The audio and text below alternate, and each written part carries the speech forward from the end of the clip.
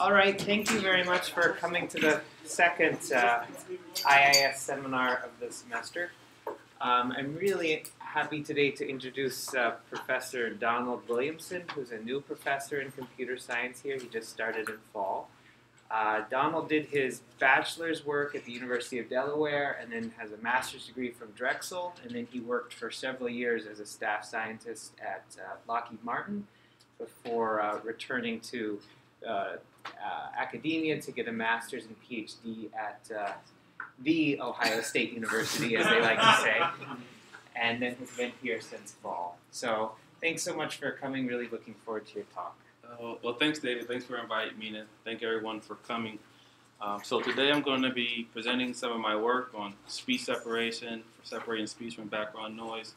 I'm kind of piggybacking on some of the conversations that we had last week when Dr. Min Jae Kim presented some of his work. Our works are related but different.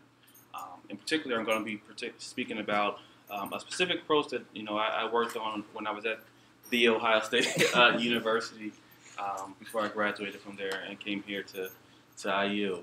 So with that being said, if there are any questions, feel free to interrupt me anytime. Raise your hand, and I'll try my best to answer your question. Yeah. I'm just curious, like, you worked for Lockheed Martin?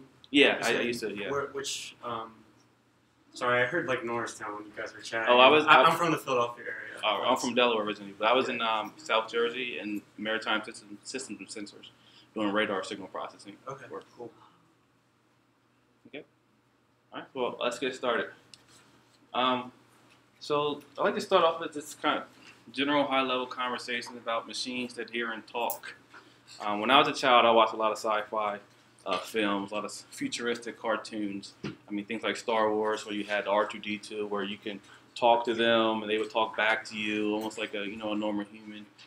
One of my favorite shows was RoboCop, where you had just like this cyborg, half man, half machine with human capabilities that but also has super machine powers, to do certain things. And also, one of my favorite cartoons was the Jetsons. So you have Rose here. I may be dating myself a little bit for my age, but you have Rose here, who is an assistant to the Jetsons. You can speak to Rose. She'll respond to you. She'll tell jokes to you and all sorts of things, and do a lot of things to help you throughout your day, like your laundry, your cleaning, all sorts of things. If you ask her to do this. So as a child, watching these type of shows, I'm thinking, man, the future is going to be great. We're going to have all these assistants to help us out. We have other things like flying cars and just to make our life a lot better, so we don't have to do some mundane tasks like cleaning and washing dishes. We can have someone else do it for us, something else do it for us. But unfortunately, you fast forward 20 some odd years and we're not there yet. We don't have machines that we can easily speak to in a conversational manner as you would speak to another person to perform tasks for you. So there is room for this. There is a lot of research in this area, though. So where are we at now? Kind of sort of as far as assistants or devices that can assist you when you're in your task. I mean, there's a multitude of devices that came out over the last 5 years or so. One being Apple Siri. You can say, "Hey Siri" to it. It answers your questions, give you information about the weather.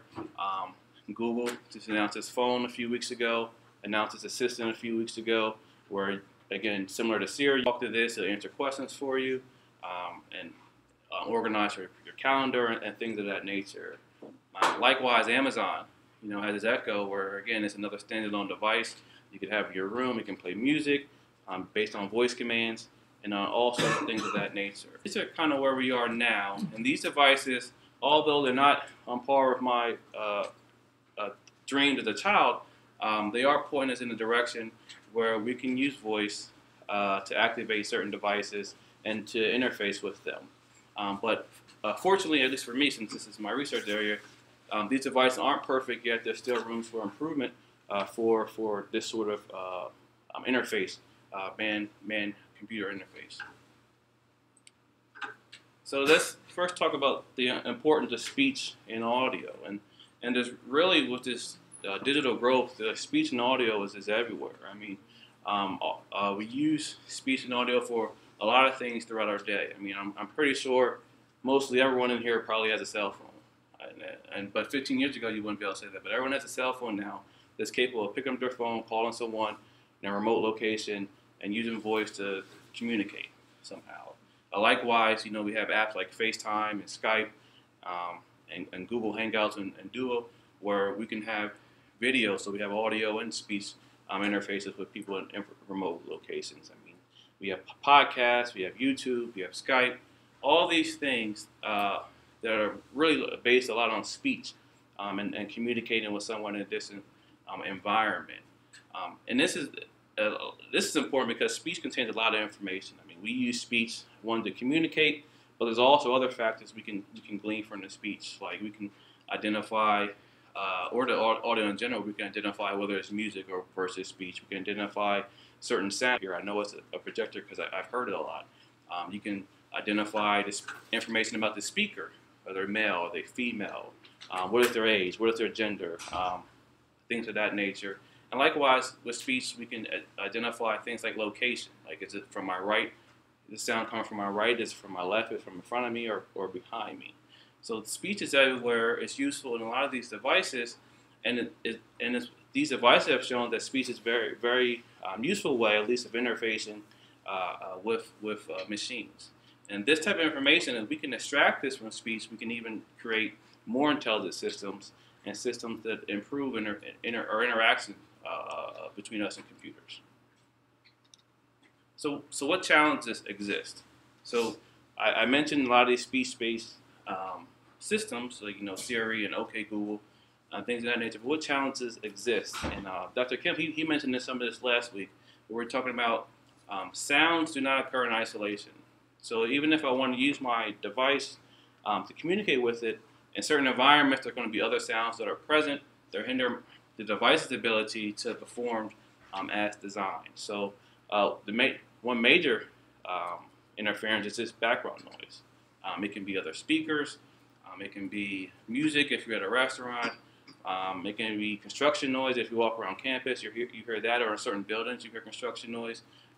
All of these sounds interfere with the speech, which is useful for either a device or the person you're communicating with. So, for instance, one device is often overlooked are hearing aids. So people with normal hearing, we take this for granted. People with hearing aids struggle to hear in noisy environments. Their performance is degraded if other background noise is present.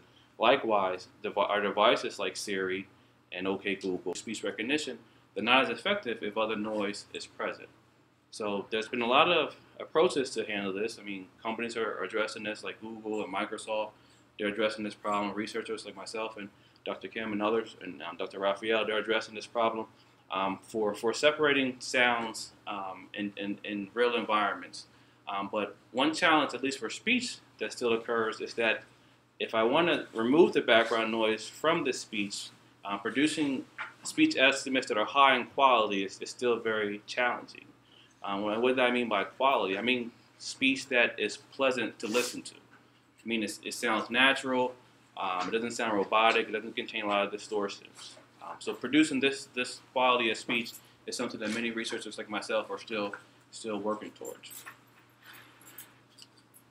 So before I go into my approach of how I address speech separation, I wanted to just show why this is a challenge to devices. So why does background noise interfere with a device's ability to either extract the speech or recognize the speech, things of that nature? So I like to talk about this in a basic scenario. So restaurant, it's a Friday evening, you had a long work week, and you just want to unwind, and you're there with other people. So you're going to have a conversation maybe about the weekend or whatever. So you can imagine in a restaurant on a Friday evening, it's busy. There's a lot of other people, so a lot of other conversations. There's other noises that are present, like dishes clanging, doors opening and closing, people walking around. So there's a lot of other noise that interferes with your conversation. So suppose that I have a microphone. You're talking to someone. I can capture or a portion of your conversation with that person. If I were to plot that recording or that signal from the microphone, this is something you can get here. So first, if I just reply, you may just get a time domain signal here of your speech with noise that interferes with it. Another more commonly used representation is the time frequency representation, where you can see how your signal changes across time and frequency. But the challenge that this presents is that this is what essentially you give your system. You give it this information here, you ask your system to either give you the speech from here or tell you the text or what is said in here. And if I were to ask you, what does this say here, or what is said, where's the speech, I don't think few people will be able to answer that question directly. As far as, at least in this time frequency representation, what regions are speech, what regions is noise, how much of a particular reason is speech and how much of a particular reason is noise. We can't do that just by looking at it, so you can understand that this is also challenging for a machine. If we just give it this information, it struggles as well. So let me play a sound example of this, what is in this recording. Can everyone hear the speech in there? Or any guesses of what the speech was in there? Let me play it again.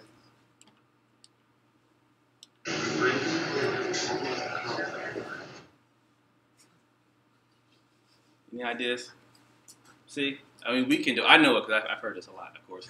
But we can't do this sometimes as well. I mean, it can be maybe the volume wasn't loud enough when I played it. Maybe other sounds are interfering with it. But more than likely, it's because the noise is overlapping and masking the speech, and you can't identify what is said in each portion of the signal. So contrast that. Suppose that I know the speech and the noise that's in this signal, and you can do that because I simulated this mixture. So suppose I know that, and so this signal is composed of the speech plus the noise.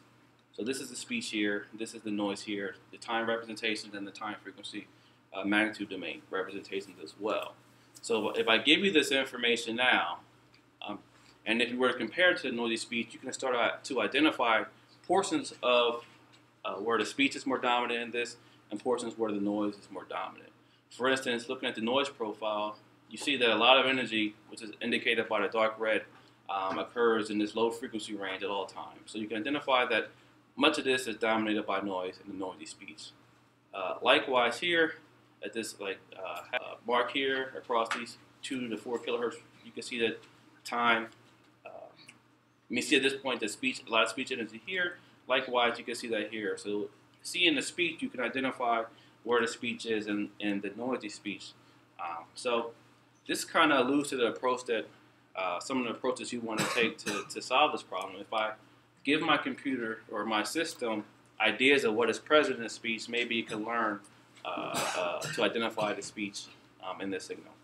But let me play the speech sound. Okay, so I don't know if you're curious about what it said. A break in the dam almost caused a flood.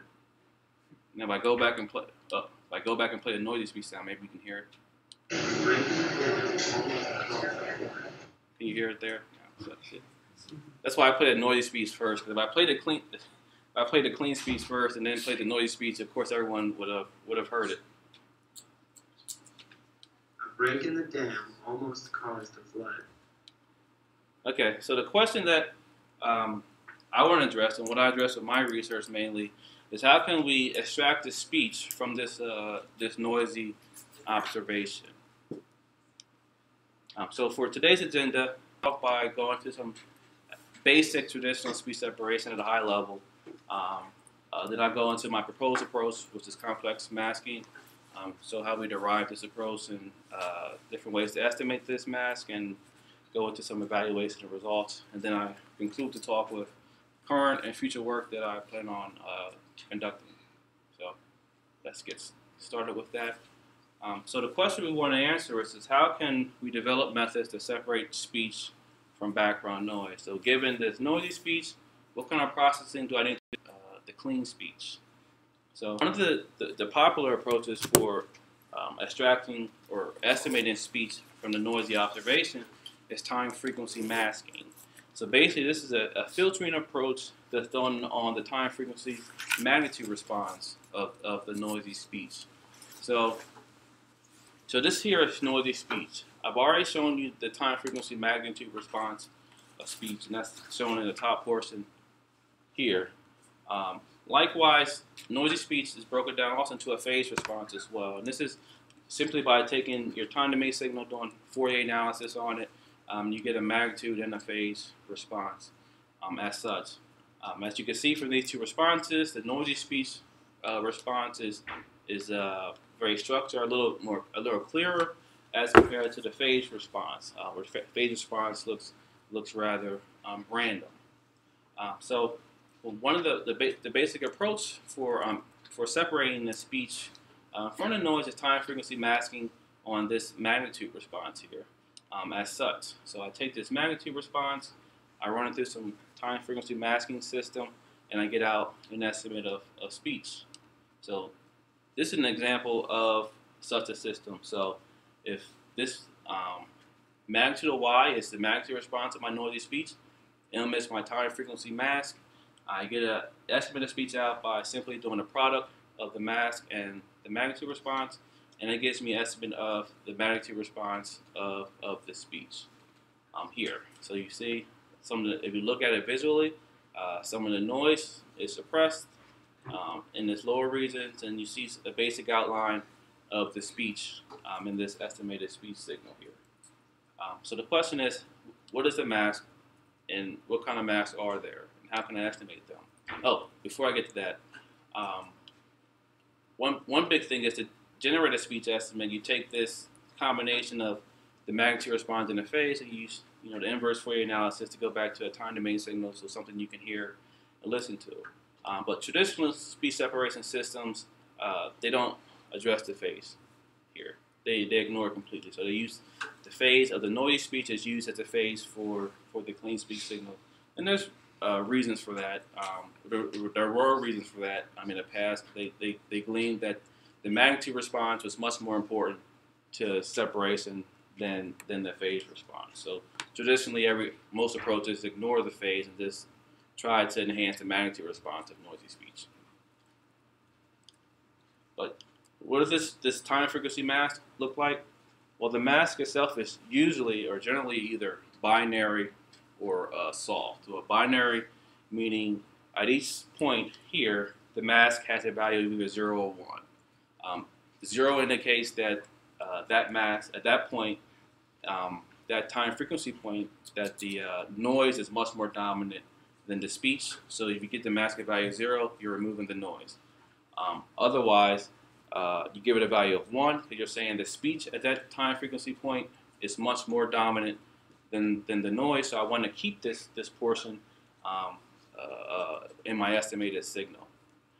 The other approach is a soft mask. This is a more continuous mask, where in this case, this mask intuitively tells you the amount of energy at each point that's attributed to speech versus the amount of energy that's attributed to noise. So in the soft mask, your mask could have a value between 0 and 1 at each point, where the value essentially indicates the probability of that unit being speech dominant. So a value of 1 means is most likely speech dominant. A value of 0.5 meaning roughly half of it is attributed to speech. The other half of that energy is attributed to noise, and so on and so forth. So, but these masks, generally you have to estimate these masks, of course. They're not something you can just define necessarily. And there's a multitude of approaches for doing that. I'm not going to go into all the approaches in this talk, but traditionally, early on, a lot were signal processing based approaches. You're doing things like minimizing errors and maximum likelihood approaches. Dr. Benji Kim last week spoke of matrix factorization approach, which is commonly used to generate a mask. But there's also more recently been more machine learning approaches, like with deep neural networks and support vector machines, and things like Gaussian mixture models and Bayes classifiers. So these are all different approaches you can use to estimate your mask, and these are, generally speaking, the two types of masks that are present. So I want to talk about one specific mask that has shown promise over the last few years for speech separation and other fields like speech recognition and non-speaker identification. And that mask is called the ideal ratio mask, and it's defined as such. So the ideal ratio mask, it's a ratio mask, so it's a soft mask. So it defines at each time frequency unit the proportion of energy that's attributed to speech. So if this is my noisy speech, I can define my ideal ratio mask in this way here, where I take the ratio of the speech energy at that time and frequency to the ratio of the total energy at that time and frequency. And then just take the square root of that, and that would give me a value between 0 and 1 in this case. So it's just at each point is a ratio of energy. So if I plot that ideal ratio mask for this signal, you get a plot like this, where blue values are values near 0, the red values are values near 1. So the blue values, when you apply this to the noisy speech, they'll be removed, and the red values, when you apply it to the noisy speech, those values will be retained. So essentially, when I say apply, I mean you're just doing a point-wise multiplication between the corresponding time frequency units from your noisy speech and your mask.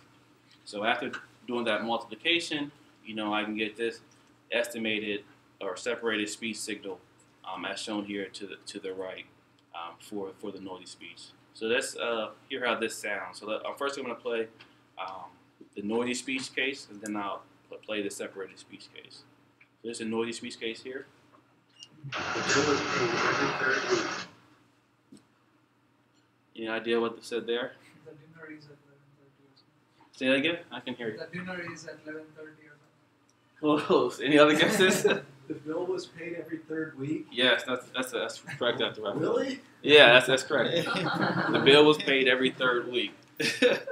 They're weird sentences, so don't pay attention. They're made so they're not necessarily normal sentences. So it tests your ability of your system. But it does say the bill is paid every 3rd week. The bill was paid every 3rd week. That's the signal after you separate the noise from speech using the ideal ratio mask. So can you hear that again? The bill was paid every 3rd week. Noisy speech. The bill was paid every 3rd week. So you can recognize what it said by and large.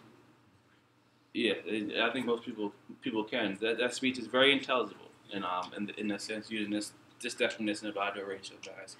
I want to point out that this is just one definition for this mask. There's other ways to define this mask. I'm just showing one such approach.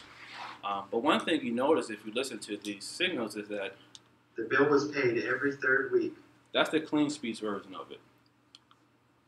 The bill was paid every 3rd week. Noisy speech. The bill was paid every 3rd week. Estimated speech. The bill was paid every 3rd week. So you can hear that they're both intelligible, the estimated speech and the real speech, but you can also hear that there are distinct differences between the two. There are distortions that are present in the estimated ones that aren't present in the clean one. And there are reasons for that, as we'll talk later. But even visually, if you look at the two signals outputted here, you see that there are similarities in terms of basic structure and basic shape, like where the energy occurs. But you look at the details, there's a lot of extra detail in this separated one that's not present in the true clean speech signals. So essentially, the whole point of this is showing that even though this mask is ideal, in this sense, there's still distortions that are present, and how can we remove those distortions going forward to generate something that's more in line with the clean speech itself and not distorted? Because this is an ideal mask here. So this assumes you have access to the clean speech. So you can imagine in a real environment, you have to estimate this mask.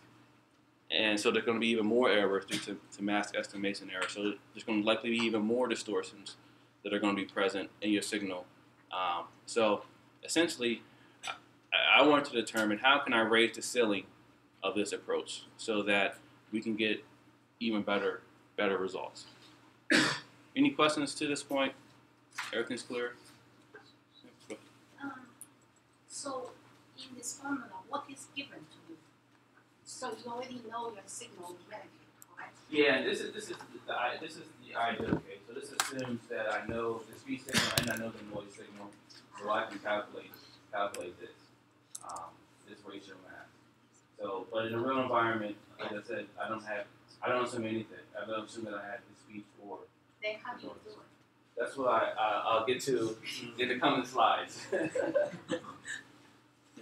So it just seems that if you have the speech signal and the noise signal, you could do better. I mean, besides just returning the speech signal as your filtered out stuff, like you could do better than just like the sort of garbledness of what came out of that, unless I'm like missing something.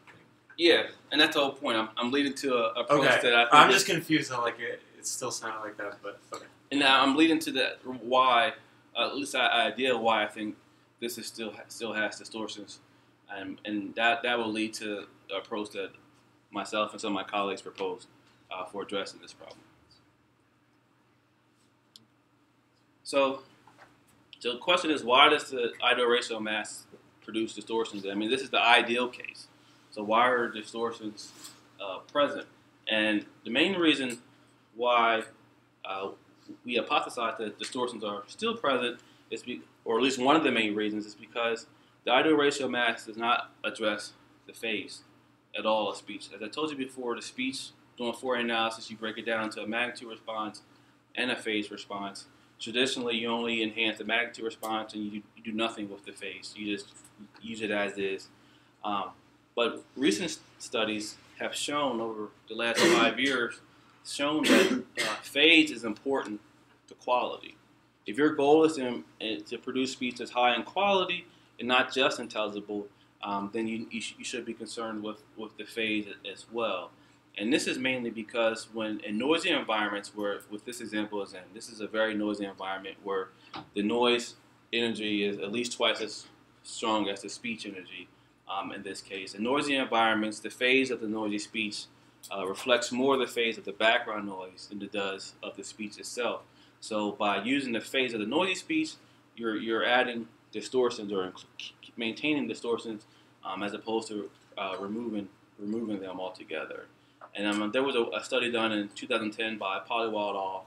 Where they had they tested this out, where they took noisy speech and they changed the phase using either noisy phase, clean phase, or some processed phase, and they had listeners come listen to it to see how these three signals compared.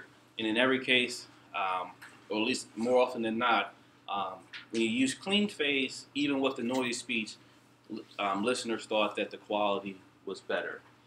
So going forward, I think the best something needs to be done to this as well, as opposed to just ignoring it altogether.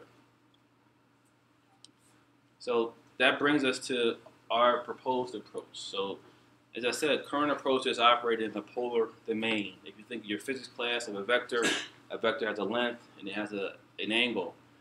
Speech is the same way in the time frequency domain. It has a length, which is its magnitude, and it has an angle, which essentially is its phase. So traditionally, they just look at it in this approach, where they have a mask that enhances the magnitude of it or length of it, but it ignores the direction or phase of that point. What we propose is to look at speech in a different light. So instead of looking at it in polar coordinates, we want to look at it in rectangular coordinates. So remember, rectangular coordinates, you're looking at it in terms of x and y versus magnitude and phase. So essentially, instead of having a magnitude and phase response, we want to have a real response and an imaginary response. Give those to our system, perform time frequency masking, and get out a real response and an imaginary response for the speech itself. So that's modeled with this equation here, where we have y, which is complex, meaning it has a real portion and an imaginary portion. Find a mass m that also has a real portion and an imaginary portion. That when we take that product, we get an estimate of speech that's in line with the true clean speech. And the whole point of doing this is if I go into this rectangular domain, which essentially these two representations are the same, except they represent the same information, that they do it differently. But if I represent it in this rectangular domain, if I do the processing in this domain, I can completely enhance my signal to remove some of those distortions by ignoring the phase portion of the signal. This point clear to everyone? This is probably the most important slide of what we're doing. So you talk about the estimated speech in the real domain and the imaginary domain. So are you combining both the domains to get the actual speech, or are we only focusing on the real domain? Well, a lot of this is based on Fourier analysis. When you go from a time domain signal in an earlier class to the time frequency domain, you do the Fourier transform. And the Fourier transform, it gives you a complex value. It gives you a value like YR plus J times YI. But traditionally, we don't look at it in the complex form. We look at it in the polar form. So we can look at it in terms of its magnitude and its phase. Essentially, what I'm doing now is looking at the Fourier transform differently, but then I'm keeping it in the complex form, and then I can do the inverse Fourier analysis from this complex form to go back to a time domain signal, which you can hear. I'm sorry, did that answer your question? So the actual output of the classifier of the speech would be both real and imaginary.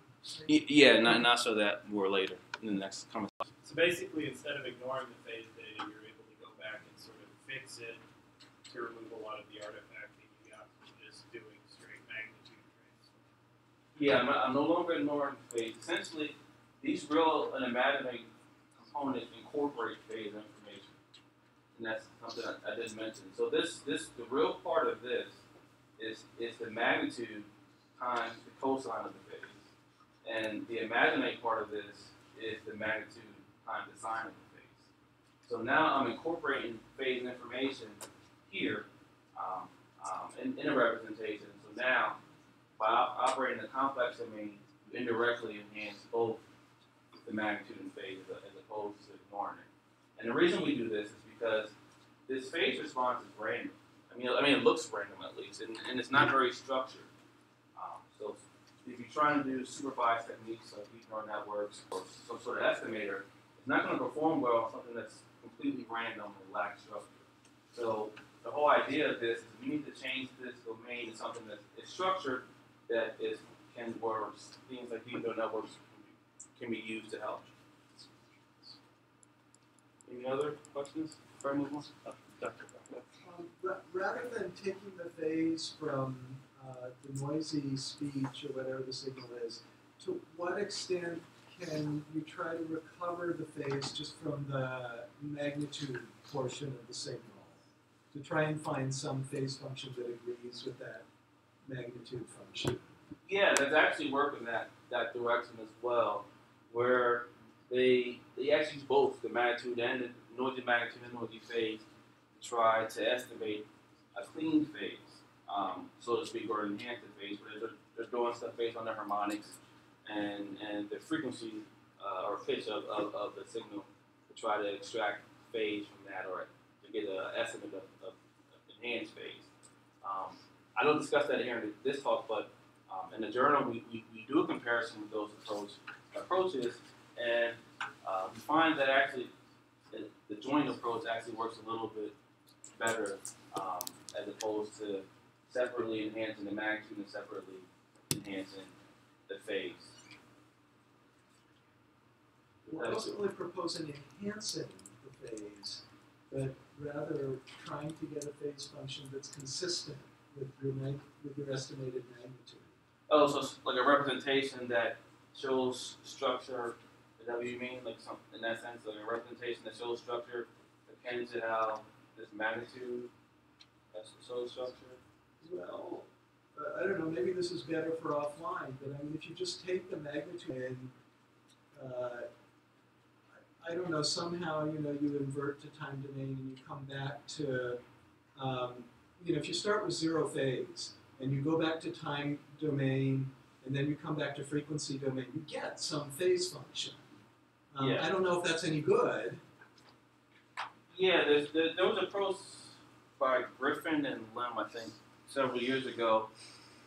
I don't know if they started with 0 phase, but they would consistently go back and forth between the time domain and time frequency domain.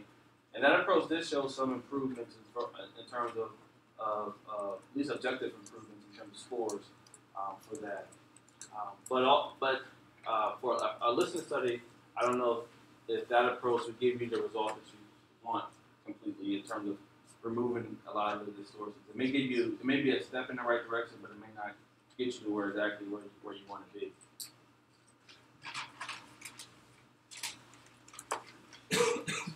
So let's move on to the next slide. So now I want to show how do we derive this complex mass M for this case. So again, as I said, the goal is to find the mask M, so that when I multiply it against the complex values for the noisy speech, that I get back clean speech S. So the goal now is to determine these values for MR and MI. So this equation is true, and the basic, easy, simple solution is, in the ideal sense, is just do a basic division. So if you have your clean speech S and your noisy speech Y, just divide the two together, and that would give you your value for M. Knowing that these two are both complex, it gives you essentially complex division, where you're looking at the real imaginary parts of the clean speech and the noisy speech, and you do that division there. So after doing the complex division, you're left with this equation here as your mask, or your complex mask, that if I were to take this and multiply it against my noisy speech, I will get back clean speech. And this mask, is based on the different real and imaginary components of your clean speech and your noise speech as well. So this first portion here is the real portion of your mask. This other portion is your imaginary portion of your mask. But again, similar to the ideal ratio mask, this is the oracle mask. It assumes I have access to the clean speech. So in a real setting, if you really want to use this, you have to estimate this mask. And we use deep neural networks. Like many other people, deep neural networks have been widely used for the last 5 years or so for tasks like estimation. So we use that in this case to estimate this complex mask. So estimate the real portion and the imaginary portion of this mask. And keep in mind, this mask is this value here is for one particular time frequency unit. This is done for every time and frequency unit in the signal. So this is the basic structure of the DNN, or depiction of the DNN we use to learn or to estimate this complex ratio mask from a noisy speech feature. So we use a 4-layer deep neural network. So we have 3 hidden layers, where the input layer is given one single frame of noisy speech. By frame, I mean this is roughly the Fourier transform is performed on a roughly 20 millisecond window of speech. So I give it, in this case, 20 milliseconds worth of data. I train my neural network, or I run it through my neural network in a feed-forward manner. And in my output, I have sublayers, one for the real portion of the mask and the other for the imaginary portion of the mask. And we separate those for different reasons. So at the output, this portion is for the real, this is for the imaginary. You get the actual output. But again, the desired output is the true mask in the oracle sense. So this is done for training data, so in a supervised way with data that I have access to, where I can control the speech and the noise, and I train it with many examples here to get a configuration or parameters for the network that works best in that mean square error sense. And then once I do that, I can test this in a different environment. So again, I'm jointly estimating both the real and imaginary portions. To train it, I use about 500 clean speech utterances. I mix them with 4 different types of noises artificially at different signal-to-noise ratios. In this case, minus 3, 0, and 3 dB. And I don't know if everyone's familiar with signal-to-noise ratio, but the signal-to-noise ratio just tells you how much energy, or what source dominates the signal. So at a negative signal-to-noise ratio, the noise is twice as dominant as the speech. At 0 at 0 dB signal to noise ratio, both have the same amount of energy. In that 3 dB signal to noise ratio, the speech is about twice as more energy than the noise. So this is the training setup, the different utterances. For each one, we present it to the network, and we update the network using basic backpropagation to learn a mapping from the noisy speech features to an estimate of this real and imaginary portion of the mask. So during testing, different data, unseen data, it can be data from different speakers, different utterances, or it can be the same speaker saying different utterances, different noises, different types of noises. And we tested in different environments as well. 4 types of noise, similar noises to what were done in the training environment, but in this case, we tested on the signal to noise ratios that we've seen, and we also tested on more extreme cases of noise that our system hasn't seen yet, to see how it generalizes to other environments. Any questions at this point? How do you verify whether you are actually getting your mask? Am I getting the real mass? Well, with the DNN, we use the mean square error to update this. So we have, this is what we want to get. We get an output, an actual output. We convert it to take the error, and we use that error to update our network to hopefully get a better, more refined estimate of your output. So first you're giving your signal with the real part and the measuring part, is it? Well, how do you get your signal? These are my labels here. So I use this equation to compute my labels. So I have the noisy speech, and I know there's clean speech because I'm artificially generating noisy speech.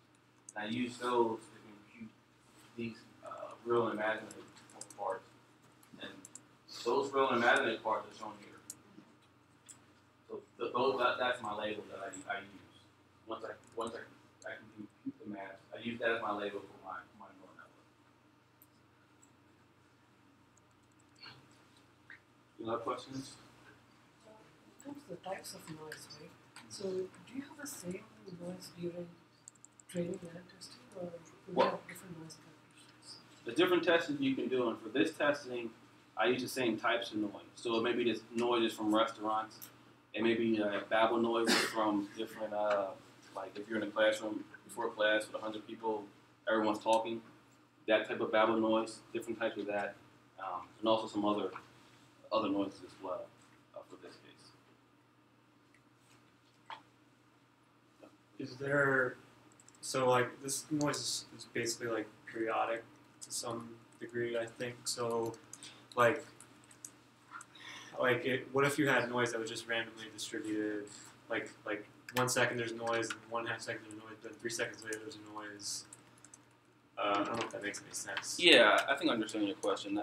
For this, we're just using natural noises. Okay. So, well, mostly natural noises you would expect to encounter in a real environment, since ultimately we want this to be deployed in real environments. But we also test with like a speech-shaped noise, which is like a white noise, so it's not a real noise, so it's almost like I guess almost like the humming from the projector, but it's a white noise that is you won't necessarily realistically encounter in some of the environments we plan to deploy it in. But we don't, as far as testing. Like someone's like running a jackhammer, and well, that's kind of relatively okay. Like someone's hammering a nail into a wall, and there's some sort of like frequency to the hammering, but like it can stop at any moment, stuff like that. Yeah, I mean, we didn't artificially create noises to that degree. We were really just trying to capture real noises that are non-stationary, so they change over time. They're not the same from segment to segment. They change because, like the restaurant, something may, like a disc may drop. Right. Yeah. Someone may start talking that wasn't talking before. And so this does work. I mean, we haven't gotten to the final conclusion for that's what I was trying to ask. Like, so there are situations in which this would work for that sort of like someone started talking that someone else, or that it wasn't happening for. Yeah. We're trying. We want to make this in a realistic as possible, so we're as realistic as possible. So we're trying to account for non-stationarities, things that change over time. So let me keep going for the sake of time. So ultimately, how do we evaluate our results? So we train our system, we generate our mask, our estimated mask, we apply it to noisy speech, and we get out our estimated speech version. So how do we evaluate how well we estimate the speech versus estimating the mask? So to evaluate that, we generally use objective results. We use PESC and STOI. PESC is the perceptual evaluation of speech quality. STOI is the short time objective intelligibility. So PESC measures quality of the signal. So what it does is it compares your estimated signal to the true signal, and it gives you a score between -0.5 and 4.5, where the higher the score, the better the quality. STOI ability, so it's measuring, I guess, a person's ability to recognize what is said in the signal after processing. And it compares the processed signal to the true, clean signal. It gives you a value between 0 and 1, where a higher score means the signal is more intelligible. In this case, the definition of quality is kind of subjective. It kind of depends on the person.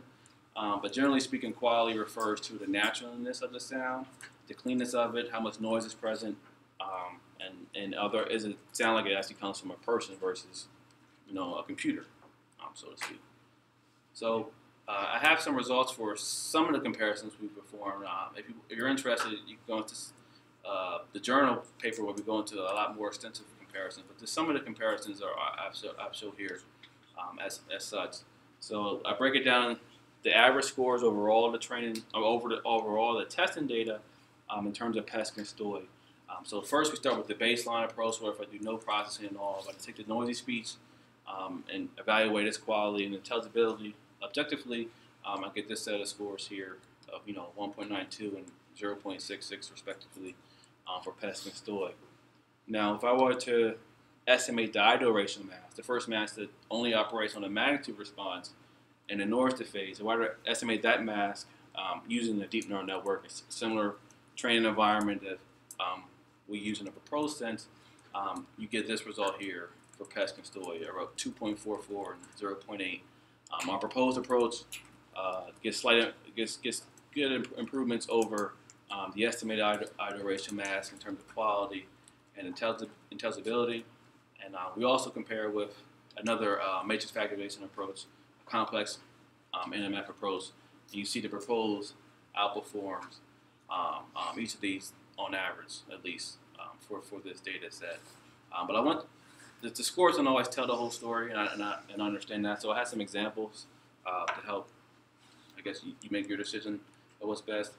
So I have two different examples, and for each example, I'm going to play the noisy speech first, then the estimated iduration mask, then our proposed approach last. So let's start with the first example. The white silk jacket goes with any shoes. Did everyone hear that? Play it again. The white silk jacket goes with any shoes. You hear it? White silk jacket. Let me play the estimated iduration mask approach. A white silk jacket goes with any shoes. Everyone understand that now? Yeah, that's great. A white silk jacket goes with any shoes. Now this is our proposed approach. A white silk jacket goes with any shoes. So let me go back and play it too. A white silk jacket goes with any shoes. This is a noisy case. A white silk jacket goes with any shoes. The estimated iduration mask without addressing phase. A white silk jacket goes with any shoes. And that's the proposed approach. And I have another example as well in a different type of noise environment. Light maple makes for a swell room. This is like the white noise case with more stationary over time. Light maple makes for a swell room. It's the estimated iduration mask. Light maple makes for a swell room. This is the proposed one. So, I mean, for me, when I listen to these, I can hear a distinction that shows the proposed one sounds better. The noise is removed, some of the distortions from the racial masking are removed. Some of them, there's still some that are still present in the mask. This is sort of like an echo you still kind of hear with the it's a racial mask that is attenuated some in the complex mask.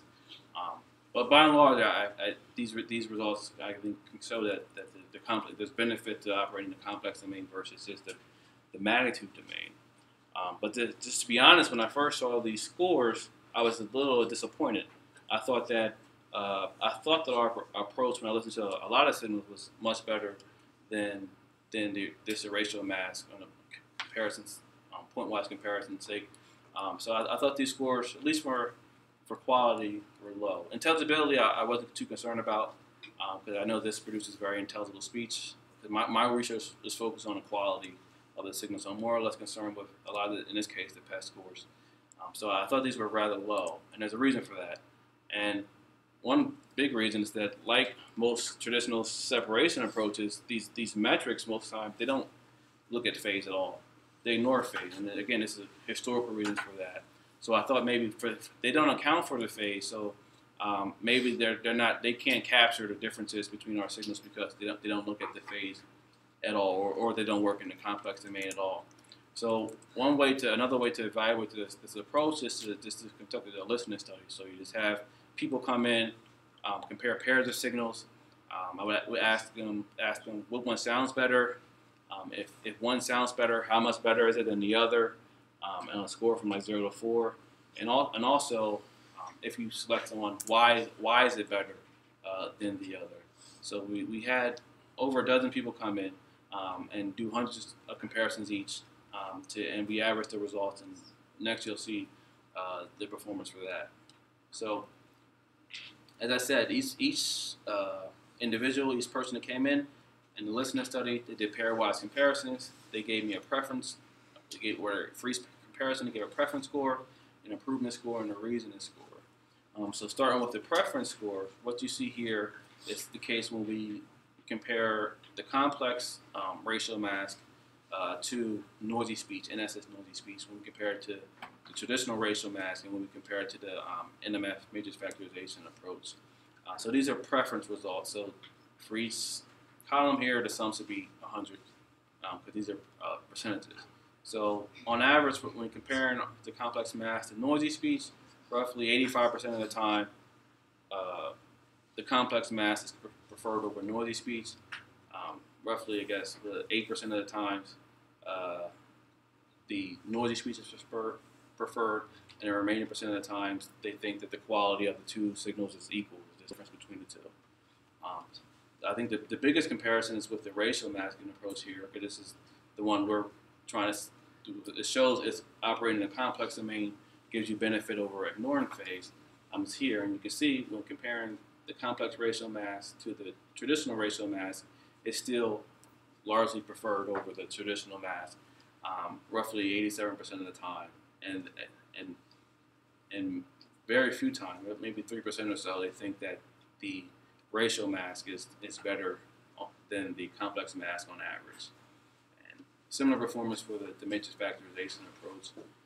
In terms of improvement, these results show here when the complex racial mask is preferred, it gets an improvement score of roughly 2%, a score of 2. So which means it's a significant difference between the racial masking approach and the other speech approach. And by and large, compared to the other systems, noisy speech, racial mask, and the matrix factorization approach, you get up to a score of 2 improvement for the complex approach. This means that the individuals, the listeners, notice differences. And the last case I think is equally important is the reason why. Because ultimately, when we're doing speech separation, we need to determine why people make their decisions. Are they listening to the noise? Are they listening to the speech? Or combination of the two? Or what? So we asked them for each case to evaluate what led them to the decision. Was it the speech? Was it the noise? Or both? So in this case, when comparing the complex racial mask and noisy speech, more often than not, roughly 100% of the time, they say they selected the complex mask because it suppresses the noise. Similarly, you get the same thing with matrix factorization.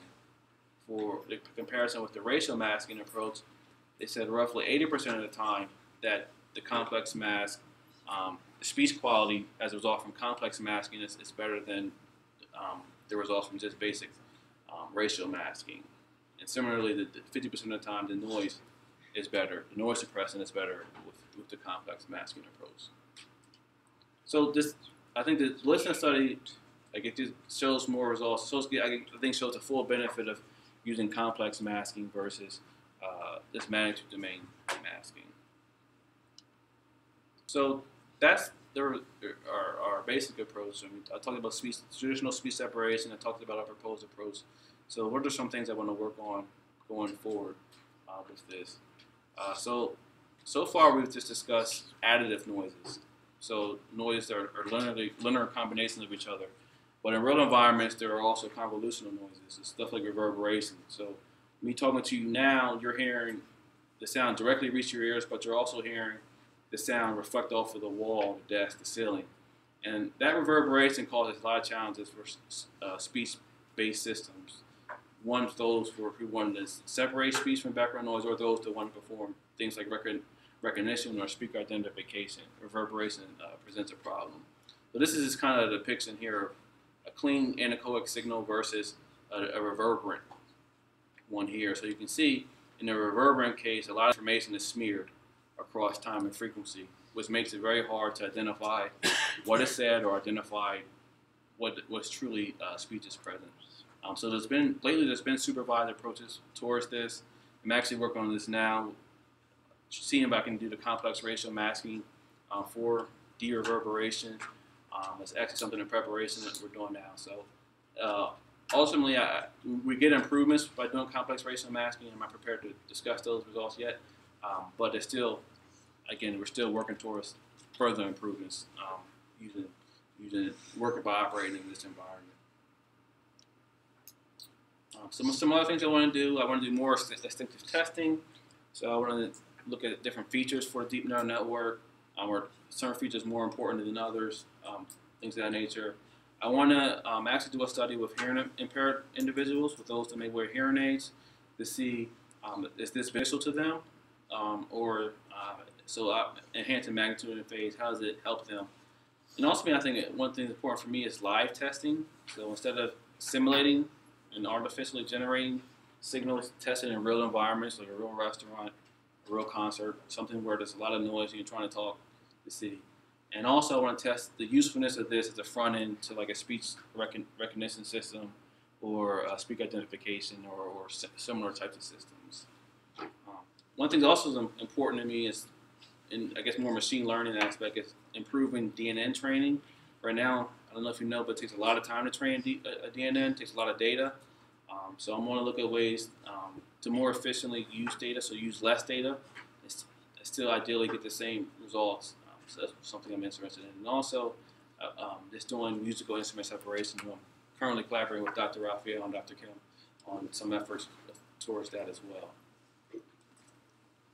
But I think lastly, one of the more interesting projects I want to do is objective metrics. Because this, from our study, we found that there are discrepancies between the metrics themselves and the preference from a listening study. So I wanted to develop approaches where you get metrics that are more reliable. I mean, this listening study only had a dozen or so people, and it took me a month to do, which is very slow if you're trying to produce research, and you have to pay people to come. Most people don't volunteer time freely. I know there's things like through Amazon with Mechanical Turk for that, but if you want to do it in a controlled environment, it takes you time and money to do so. So I prefer that objective metrics be used because you can get meaningful results right away. So one of the challenges I want to work on is improving these metrics so you can get more meaningful results and not have to do listening studies. So that's my talk. I got to acknowledge my advisor, former advisor, PhD advisor, Dr. DeLeon Wang at Ohio State. One of my co-collaborators, Dr. Yushin Wang, who's now at Google, was at Ohio State, for their contributions as well to this. And also, I'm a new assistant professor, so I'm always looking for energetic students that are interested in working on speech and audio. So if you're interested, and projects, talk to me, send me an email. We can discuss different things. So that's all I have today. Thanks for listening.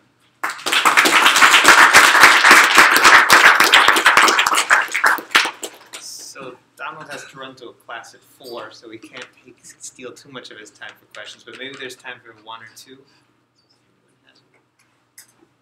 I start in the far back. Oh, here.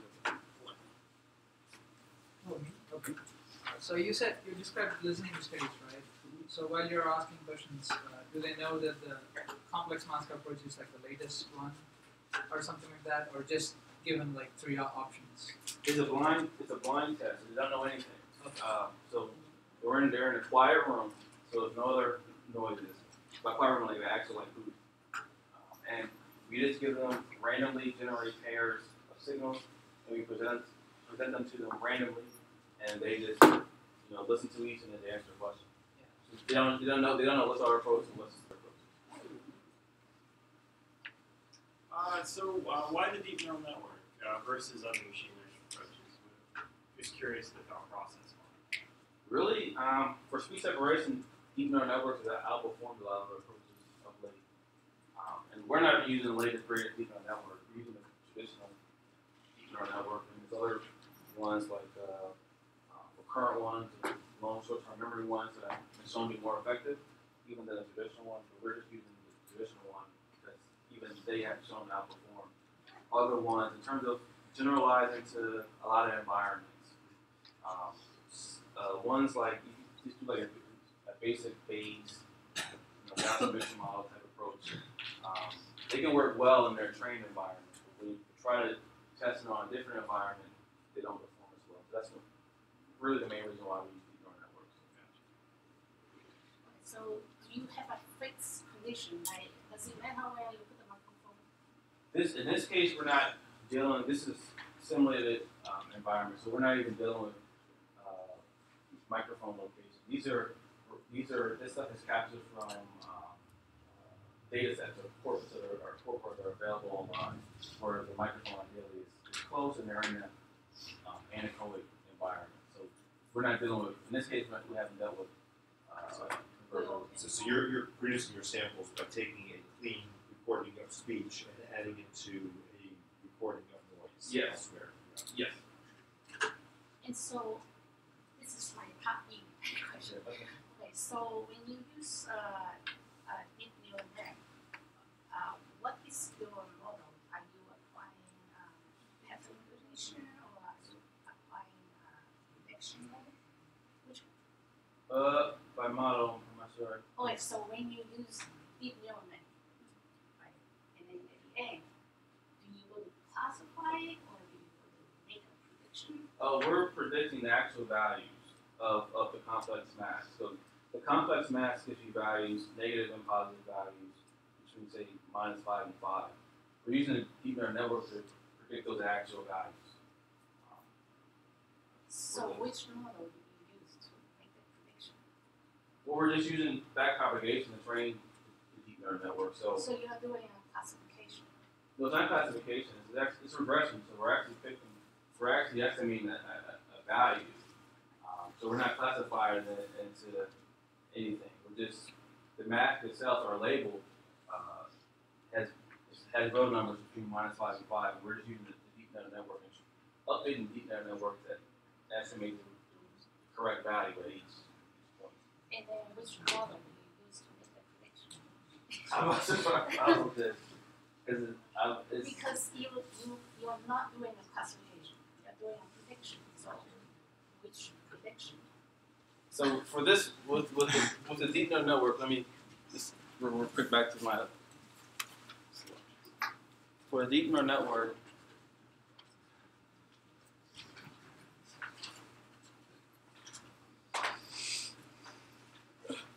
so for deep neural network, no model or anything. I mean, deep neural network have weights, and the weights dictate the outputs. So we're using. This is our desired output. We have an actual output. We actually just take the difference between the two and what's an error. And we take that error and we use that error in back propagation to update those weights. So that error changes the weights in each case. hear all the way through to the neuron. That's essentially all we do. There's no extra model or anything else on top of that. It's just basic back propagation to change the network structure, to change the network structure. Does your training network works on different persons' speech? For example, we should train network for different persons' timbres or something like that. Yeah. So in this case, there was also for one speaker. But Not just one speaker. Yes, in the study we do, in the journal we do several multiple speakers. So we train it on a set of 50 and test it on a different set of 10. And the performance is consistent as far as the different approaches is concerned. But as you can find that training on a specific speaker, you get better results than training on multiple speakers. But generally, we get similar performance in that case. But it works for the different. Yeah, it works. So maybe we should take one more question so you can run off to class because you have class in just a few minutes. Just how robust is it toward different characteristics of noise? I mean, the Starbucks is going to sound different than a different type of environment versus a noisy street scene. Is it robust to being able to work with different types of noise, or do you have to train for each characteristic? Well, generally, with deep neural networks, you can make it robust to different types of noise by using more data. Okay. I mean, so you can do that in this sense. But again, similar to speaker characteristics, the performance trend tends to drop if you train with one noise versus training with multiple noise. All right. Well, thanks again. I feel bad about cutting off the great discussion, but Yes, we feel free need to email different me text back. from his teachers.